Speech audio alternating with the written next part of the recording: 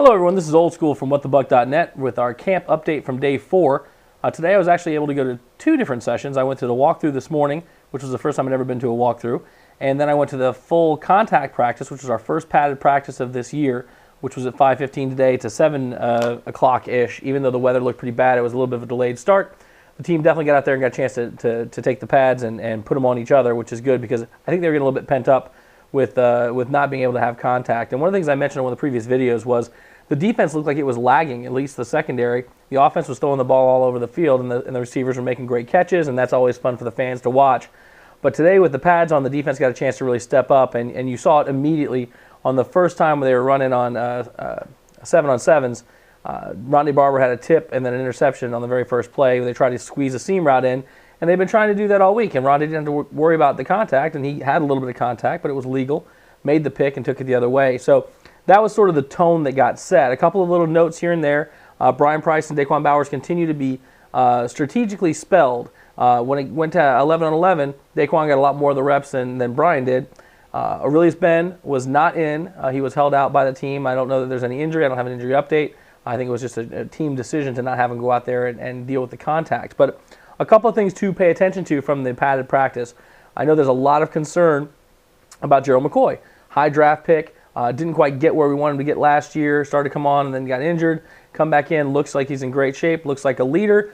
Today in full contact practice, even in the 9-on-7s where they were doing it without the skill positions on the outside, he was getting disruptive pressure through the middle and breaking up plays. In goal line, same thing. A number of plays where he was in there wreaking havoc in the backfield or stopping the ball carrier. Now, he did come up a little bit gimpy in a goal line drill, and I talked to John Grella. He said it was an ankle. It looked to me like a knee.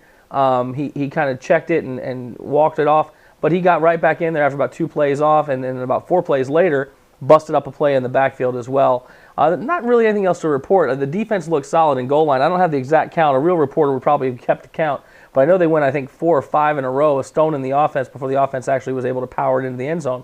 A large percentage of that was because Tyrone McKenzie out of USF was absolutely blowing things up, and in fact, the first goal line drill, which was the first real contact 11-on-11 of the day, Tyrone McKenzie, I believe, and I got this from Rick Brown of the Ledger because I couldn't actually see the numbers until the melee kind of broke up. I believe that Tyrone McKenzie was locked up with Jeff Fain and slammed him to the ground.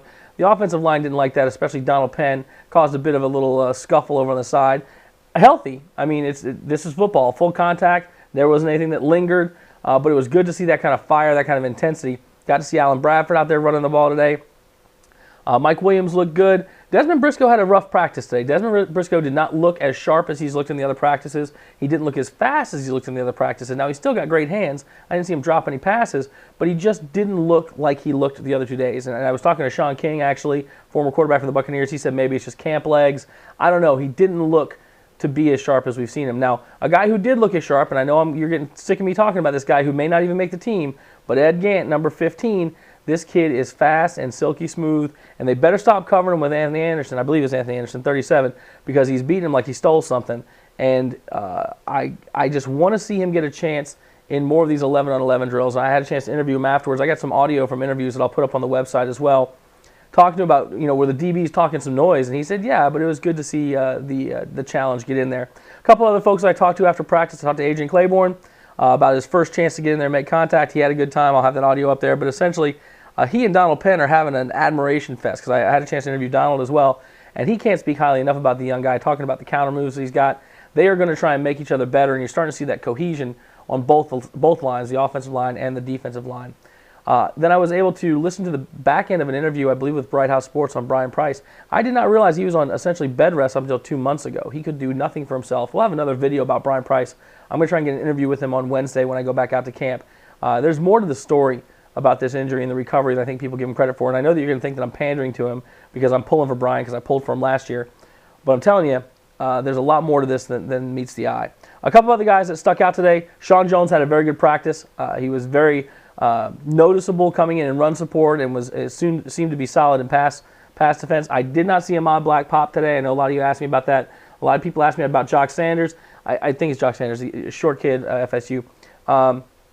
I just think he's got too big a hill to climb with his size. We've got too many talented big receivers out there for him to make enough hay to stick. I think the guys that are really in jeopardy because of the new kickoff rules are going to be the guys that made it because they were dual threats. Maybe they were receivers and return guys like Michael Spurlock, and honestly like Sammy Strouder. He's having a great camp.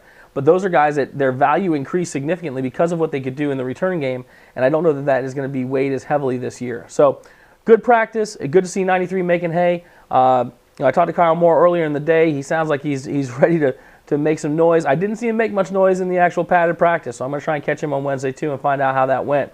But it's tough to see what they're trying to do when it comes to the play calls. And when I talked to Adrian, he said that a lot of the plays just weren't called to his side, so he filled his responsibility, but there wasn't much he could do on the splash side. So that's the report from day 4 of Buccaneer training camp. It was a good day. We'll be back out there, I believe, on Wednesday for practice again. I'm not sure when they're going to be padded, but I'll find out, and we'll keep you guys updated. Comment it up. Let me know what you think. Thanks for listening.